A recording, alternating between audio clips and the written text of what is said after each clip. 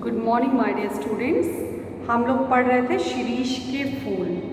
शिरीष के फूल नामक जो ललित निबंध है, इसके रचनाकार हैं हजारी प्रसाद द्विवेदी। तो आज हम लोग को जो गद्य खंड पढ़ना है वह इस प्रकार है, आप देख लेंगे लास्ट पेज पर दिया हुआ है।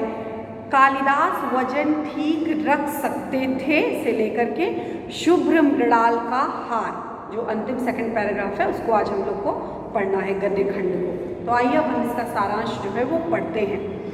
कालिदास वजन ठीक रख सकते थे। हजारी प्रसाद द्विवेदी बताते हैं कि कालिदास जो है वह एक बेहतरीन कवियों में, बेहतरीन रचनाकार में इनकी जो है गणना की जाती है। इससे पहले बताया कि जो कर्नाटक देश की राजप्रिया है, उन्होंने राजरानी, उन्होंने 3 ही कवि को स्वीकार किया है। तो एक बताया ब्रह्मा, एक बताया वाल्मीकि और एक बताया वेदव्यास। कहते हैं लेकिन मेरा जो मान ऐसा नहीं है कि बस वही 3 कवियाँ और अन्य कवि नहीं हैं, लेकिन वह उनकी धारणा है। लेकिन लेखक बताते हैं मेरा मानना है कि कालिदास भी वजन ठीक रख सकते थे, मतलब कि कविता के महत्व को, रचना के महत्व को अच्छे से समझते थे। वह भी जिस प्रकार फक्कड़ मस्त मौला होते हैं, जिस प्रकार वह अनासक्त योगी होते हैं, उसी प्रकार उस कविता के महत्व को वजन ठीक रखना, मतलब कि अपने जो विषय उन्होंने चयन किया, उस विषय को उसके जो अंतिम उद्देश्य तक पहुंचाने की जो क्षमता थी वो कालिदास के अंदर थी। अपनी बात को वह अच्छे ढंग से लोगों को समझा पाने में सक्षम थे। तो वजन ठीक रखना मतलब महत्व को प्रतिपादित कर पाना, जो विषय उन्होंने चयन किया उसके महत्व को सही रूप में, उसी अनुरूप में रख सकने में योग्य थे। क्यों ऐसा वो कर सकते थे? क्योंकि वो अनासक्त योगी की भांति स्थिर प्रज्ञता मतलब स्थिर माने दृढ़ प्रज्ञता माने बुद्धि, कि वह हर परिस्थिति में विचलित नहीं हो जाते थे, ना तो वो अत्यधिक हर्षोल्लास में सब कुछ भूलते नहीं थे। स्थिर प्रज्ञ थे कि योगी की भांति, कि सन्यासी की भांति कालिदास जो थे वह स्थिर प्रज्ञ थे, दृढ़ता थी उनके व्यक्तित्व में। यही कारण है कि वह अपनी बात को बड़े ही अच्छे ढंग से लोगों के सामने उपस्थित कर पाते थे। तो कालिदास क्यों वजन ठीक रख पाते थे? पहला कारण यह है कि वह अनासक्त योगी थे। अनासक्त मतलब आसक्ति जिसमें ना हो, तो वह एक अनासक्त योगी थे, पहली बात। सेकंड, विदग्ध मतलब विदग्ध माने जला हुआ, जला यानी पका हुआ, यानी परिपक्व प्रेमी। वह एक परिपक्व प्रेमी थे। कालिदास वाला जो आपने प्रसंग सुना होगा कि वह सांप को जो है रस्सी पकड़ करके वो अपनी प्रेयसी से मिलने के लिए वो चले जाते हैं। तो विदग्ध प्रेमी, प्रेम में पूरी तरह से परिपक्व प्रेमी के रूप में इनको जाना जाता है। का हृदय जो है पा चुके थे।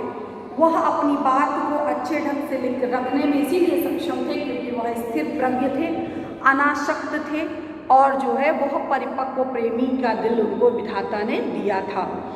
कवि होने से क्या होता है? कहते हैं कि कैसे लोगों को एक अच्छे कवि की जो गणना की जाती है उनमें क्या क्या विशेषताएं होती हैं, एक अच्छा कवि किसे कहा जाता है और किसे कहना चाहिए, इसके विषय में जो लेखक ने अपने विचार अभिव्यक्त किए हैं कि कवि होने से क्या होता है। मतलब अगर आप किसी को कह दीजिए कि ये कवि है, क्या यह व्यक्ति कवि हो जाएगा? कदापि नहीं। किसी व्यक्ति को केवल कहने मात्र से कोई कवि नहीं हो जाता। अगर ऐसा होता, अगर ऐसी धारणा होती कि कोई भी व्यक्ति कवि बन सकता है, तो मैं भी छंद बना लेता हूँ। छंद मतलब कि कविता को लिखते समय जो भी अनुशासित, जो भी नियम होते हैं, उन नियमों का पालन मैं भी कर सकता हूँ। कहाँ आरोह लगाना है, कहाँ अवरोह लगाना है, कहाँ रुकना है, कहाँ यति है, कहाँ गति है, इस सब चीज़ का मैं भी थोड़ा बहुत पालन कर लेता हूँ। तुक जोड़ लेता हूँ, मतलब कविता तुकांत तो होती है, जाते खाते पीते नहाते, तो ये सब तुकांत जो कविता होती तो मैं भी तुक जोड़ लेता हूँ, छंद बना लेता हूँ, तुक बना लेता हूँ। कालिदास भी छंद बना लेते हैं, तुक भी जोड़ ही सकते होंगे, इसलिए हम दोनों एक ही श्रेणी के नहीं हो जाते। कहते हैं कि ध्यान दीजिए, ऐसा कदापि नहीं है कि अगर जो व्यक्ति थोड़ी बहुत टूटी फूटी रचनाएं लिख ले कविता कर ले, छंद बना ले, तुकांत कविता की रचना कर ले, तो वह कवि और कालिदास जैसे स्थिर प्रज्ञ, विदग्ध प्रेमी, अनासक्त योगी जैसे कवि, दोनों की सिमिलैरिटी, दोनों की समानता एक साथ जो है वो क्या है, महा अपराध है, पाप की संज्ञा उसको दी जाएगी। ऐसा कदापि नहीं हो सकता, दोनों एक कोटि के कवि नहीं हो सकते। अगर जिस कवि ने, कवि की जो रचना है, रचना में अगर आसक्ति है तो वह कवि की इस कोटि में नहीं आता। अगर वह उसमें स्थिर प्रज्ञता नहीं है, स्थिर बुद्धि नहीं है, तो वह अच्छे प्रेमी, अच्छे कवि की कोटि में नहीं आता। तो कहने तुक जोड़ने मात्र से कोई कवि नहीं बन सकता, जो छंद मात्र जोड़ने से कोई व्यक्ति कवि नहीं बन सकता। तो कहते हैं मैं भी तो जोड़ लेता हूँ और मैं भी, कालिदास भी जोड़ लेते होंगे। इसका मतलब ये नहीं कि हम दोनों एक अच्छे कोटि के, मतलब हम भी उनके जैसे कोटि के कवि, ऐसा नहीं है। पुराने सहृदय ने, कोई एक बहुत ही सहृदय मतलब दयालु, कोई एक बहुत ही दयालु थे, तो उन्होंने ऐसे ही किसी ऐसे ही दावेदार को फटकारते हुए कहा कि वयमपि कवयः कवयः कवयस्ते कालिदास्यः आद्यः, मैं भी कवि हूँ, आप भी कवि हो, कालिदास इत्यादि भी कवि है। किसी ने बात कही होगी तो उन्होंने दूसरे को डांटते हुए कहा होगा, कह रहे ऐसी कोई बात नहीं है, अरे हम सभी लोग, क्या उनका हृदय उदार रहा होगा, बड़ा दिल रहा होगा, तो उन्होंने इस बात को कहा होगा कि मैं भी कवि हूँ, आप भी कवि हैं, कालिदास इत्यादि महान ऐसे कवि हुए हैं। तो जो यह बात, जो लोग ये कहते हैं कि तुक जोड़ने मात्र से कवि नहीं बनता, तो ऐसे लोगों को डांटो कि नहीं ऐसी बात नहीं, कविता कवि अगर लिख ले रहा है तो वो अच्छा कवि है, मैं भी कवि हूँ, आप भी कवि हैं। तो ऐसे लोगों को लेखक ने क्या कहा, ऐसे लोग जो है बड़े दिल वाले, मतलब कि एक तरह से उलाहना, एक तरह का जो है आलोचना करते हुए कवि कहते हैं कि ऐसी बात नहीं है, तुक जोड़ने से कोई कवि नहीं बन जाता, छंद लिखने से कोई कवि नहीं बन जाता। कविता का जो उद्देश्य है, अगर उस उद्देश्य को पूर्ति नहीं, पेड़ तो बहुत हैं, अनगिनत पेड़ है, लेकिन अगर वह पेड़ अपनी विपरीत अवस्था में भी अपने आप को सर्वाइव करने की प्रेरणा उसके अंदर नहीं है, तो वह अच्छे पेड़ की कोटि में नहीं आ सकता। उसी तरह से कवि तो अनगिनत हैं, तुक जोड़ने मात्र से कोई कवि नहीं हो सकता। तो एक बड़े ही भावुक व्यक्ति ने इस बात का समर्थन किया कि नहीं अगर तुक जोड़ लेता है तो वह कवि है। तो मैं ऐसे उदार हृदय वाला, मेरा हृदय नहीं है, मैं हर किसी को देख करके लहक उठता हूँ, ऐसा मेरा व्यक्तित्व नहीं है। पहले ही बताया कि मेरा ऐसा व्यक्तित्व नहीं कि मैं किसी को भी देख करके मेरा हृदय जो है वो लहक उठे, ऐसी बात नहीं है। मैं तो मुग्ध और विस्मय विमूढ़ होकर कालिदास के एक एक श्लोक को देखकर हैरान हो जाता हूँ। कहते कालिदास जैसे प्रकांड विद्वान की एक एक रचना के एक एक श्लोक को पढ़िए। बताते कि मैं जब भी उनकी रचना के एक एक श्लोक को पढ़ता हूँ तो भाव विभोर हो जाता हूँ, मुग्ध मतलब पूरी तरह से कायल हो जाता हूँ, सब कुछ भूल जाता हूँ। विस्मय मतलब आश्चर्यचकित कि ऐसी इतनी सरस रचना कहाँ से निकलती है। जैसे सीरीज के फूल को देख करके कहते हैं कि इतना जो है इतनी लचीला है, उस पर इतना कड़क पुष्प कहाँ से निकलता है, और इतने विपरीत परिस्थिति में, ऐसी परिस्थिति है जहाँ पे सब कुछ गर्मी है, इतना प्रचंड गर्मी, ऐसे समय में भी ये फूलों से लहक रहा है, आखिर कैसे लहक रहा है। तो उसी तरह कहते हैं मैं जब उनकी कविता को, कालिदास की जो श्लोक है उनके श्लोक को पढ़ता हूँ तो मैं मुग्ध हो जाता हूँ, प्रसन्नचित हो जाता हूँ, विस्मय विमूढ़, सब कुछ भूल जाता हूँ, आश्चर्यचकित होकर के सब कुछ भूल जाता हूँ, और कालिदास का एक एक श्लोक मैं अध्ययन करता हूँ और मैं तब हैरान हो जाता हूँ। अब इस शिरीष के फूल का एक उदाहरण लीजिए। कहते हैं कि मैं एक आपको उदाहरण स्वरूप बताता हूँ कि एक वाकया हुआ था, एक घटना है। शकुंतला जो थी बहुत सुंदर थी, दुष्यंत की जो प्रेयसी शकुंतला है उनके विषय में बताया गया कि वो बहुत ही सुंदर थी, अप्रतिम सौंदर्य की जो प्रतिमूर्ति कही जाती है वो सुंदर थी। और शकुंतला बहुत सुंदर थी, सुंदर क्या कोई होने से हो जाता है?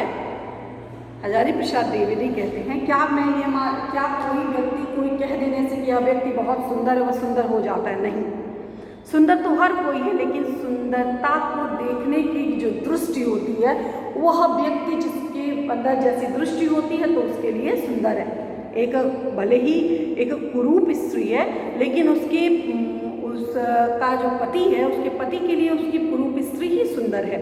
एक माँ है, उसके लिए भले ही बेटा कितना ही कुरूप क्यों हो ना हो, लेकिन उसके लिए बेटा ही सबसे सुंदर होता है। तो सुंदरता मात्र से नहीं होता, सुंदरता के लिए एक सुंदरता को देखने के लिए दृष्टि भी सुंदर होनी चाहिए। अगर आपकी सुंदरतम दृष्टि नहीं है, तब आपको कितनी भी सुंदर दृष्टि है, आपको सुंदर चित्र है, आपको सुंदर नहीं लगेगा, आपको केवल कमियां दिखेंगी। तो कहते हैं ऐसे नहीं है कि कोई सुंदर कहने मात्र से कोई व्यक्ति सुंदर नहीं होता है। तो इसी परिप्रेक्ष्य में बताते कि शकुंतला बहुत ही सुंदर थी, लेकिन कहने मात्र से कोई नहीं हो जाता। देखना चाहिए कि कितने सुंदर हृदय से वह सौंदर्य डुबकी लगाकर निकला है, मतलब कितना वह सुंदर है, ईश्वर ने उसको कितना सुंदर बना करके रखा है। शकुंतला कालिदास के हृदय से निकली थी।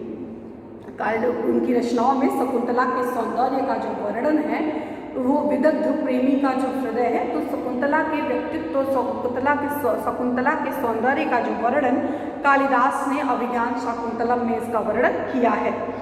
तो बताते हैं कि विधाता की ओर से कोई कार्पण्य नहीं, कार्पण्य मतलब कंजूसी, जो ईश्वर ने, विधाता ने जो उनके सौंदर्य की जो उनका जो निर्माण किया, शकुंतला को जब बनाया तो स्वतः रच रच करके बनाया, अच्छे प्रकार की मिट्टी का प्रयोग करके स्वतः एक एक अंग को बड़ी ही बारीकी से सौंदर्य से पूर्ण करके बनाया। कोई भी किसी तरह की कोई कंजूसी नहीं दिखाई कि चलो मिट्टी नहीं है, चलो कोई और सी मिट्टी इस पर हम छाप देते हैं और बना देते हैं, ऐसा कुछ नहीं किया। किसी प्रकार की कार्पण्य कंजूसी विधाता ने नहीं किया, कवि की ओर से भी नहीं। ईश्वर ने तो पहले ही नहीं किया, उनके सौंदर्य को रच रच के बनाया, और कवि ने भी एक अच्छे कवि होने के कारण उसके सौंदर्य में किसी तरह की कोई कमी नहीं छोड़ी। राजा दुष्यंत भी भले अच्छे प्रेमी थे। दुष्यंत जो थे वह भी जो शकुंतला से प्रेम करते थे और अच्छे प्रेमी की कोटि में इनकी गणना होती थी। उन्होंने शकुंतला का एक चित्र बनाया था, दुष्यंत ने शकुंतला का एक चित्र बनाया था, लेकिन रह रहकर उनका मन खीज मतलब गुस्सा आता था। रह रहकर उस चित्र को, जो शकुंतला के चित्र को देखते थे, बार बार उस चित्र को देख करके उनको जो है खीज होती थी, गुस्सा मन में आता था। ऊह मतलब एक तरह का दुख होता था, कष्ट होता था, क्या कि कहीं ना कहीं कुछ ना कुछ छूट गया। उनको शकुंतला के सुंदरता को देख करके, उनके चित्र को देख करके लगता था अरे यार कुछ तो ऐसा है जो मैं मिस कर रहा हूँ, कहीं ना कहीं तो मुझे कुछ कमी जो है वो लग रही है। वह एक जो प्रेमी हृदय है वही देख सकता है, अन्यथा जो एक आम लोग है, आम जनमानस, उसको तो सौंदर्य ऑलरेडी पहले ही वो खुद ही वह स्त्री ऑलरेडी सुंदर है। ईश्वर ने उसको रच रच के बनाया है, सौंदर्य में डूब करके वह निकली है। कालिदास ने उसकी जो कवि है उसकी सुंदरता की पहले ही बखान किया है, और उसका जो प्रेमी है वह भी बहुत उसको प्रेम करता है। तो सुंदरता तो हर तरह से भरी है, फिर भी जब उसके चित्र की बात होती है, चित्र बनता है, तो कहीं ना कहीं कोई कमी रह जाती है। तो क्या होता है, छूट गया। बड़ी देर के बाद उन्हें समझ आया कि शकुंतला के कानों में उस शिरीष के पुष्प को देना भूल गए, जिसके केसर, जो लटकता हुआ केसर पुष्प का जो निकला हुआ भाग होता है, केसर गंडस्थल मतलब चेहरे तक, गंडस्थल तक लटके हुए थे, और रह गया शरद चंद्र की किरणों के समान कोमल शुभ्र मृणाल का हार। मतलब कि ऑलरेडी सुंदर थी, सुंदरता की प्रतिमूर्ति होने के बावजूद भी जो दुष्यंत ने जो चित्र बनाया, उसमें चित्र में उन्होंने अलंकारिक सौंदर्य यानी कान का जो कान में शिरीष का पुष्प देना भूल गए। जो शिरीष का पुष्प उसका जो केसर था वो गंडस्थल यानी गाल, गले तक, उनका गाल तक, यहाँ तक वो लटक रहा था, एक वह, और दूसरा शरद चंद्र मतलब जिस प्रकार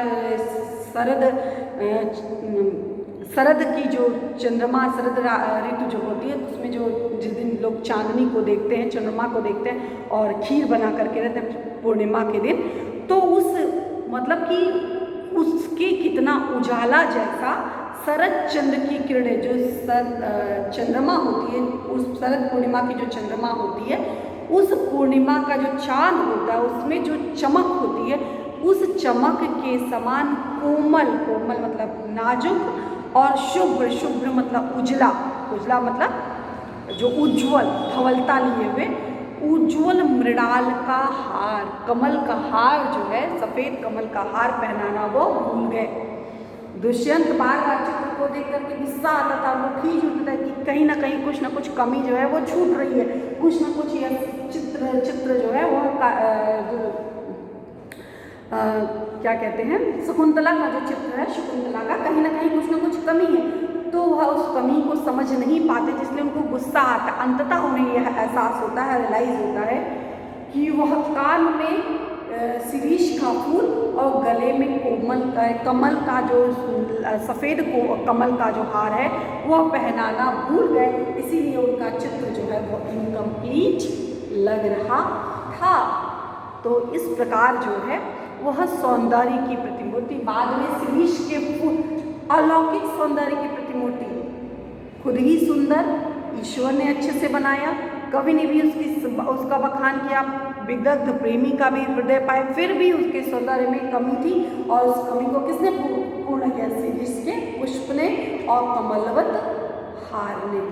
तो इस प्रकार कोई कहने मात्र से जो है वह सुंदर नहीं हो जाता, सुंदरता में योगदान हर छोटी छोटी चीज़ से मिल करके होता है। तो कोई व्यक्ति सुंदर है तो कोई कहने से सुंदर नहीं होता, उस सुंदरता के लिए सुंदरतम दृष्टि भी होना अति आवश्यक होता है। कोई व्यक्ति बहुत ही सुंदर हो लेकिन देखने वाले का मन सुंदर ना हो तो उसकी सुंदरता जो है वो बेकार होती है, और कोई व्यक्ति कितना ही कुरूप क्यों ना हो, अगर देखने वाले का मन सुंदर है तो वह जो दृश्य है वो बहुत ही सुंदर लगेगा। तो यहाँ तक का गद्य खंड हम लोग आज पढ़ेंगे। इस पर आधारित जो भी महत्वपूर्ण प्रश्न बनते हैं आप अपने शब्दों में इसको पढ़ने का, समझने का प्रयास करिएगा। नेक्स्ट जो है हम नेक्स्ट जो लास्ट पैराग्राफ है उसको हम लोग नेक्स्ट डे अध्ययन करेंगे। धन्यवाद।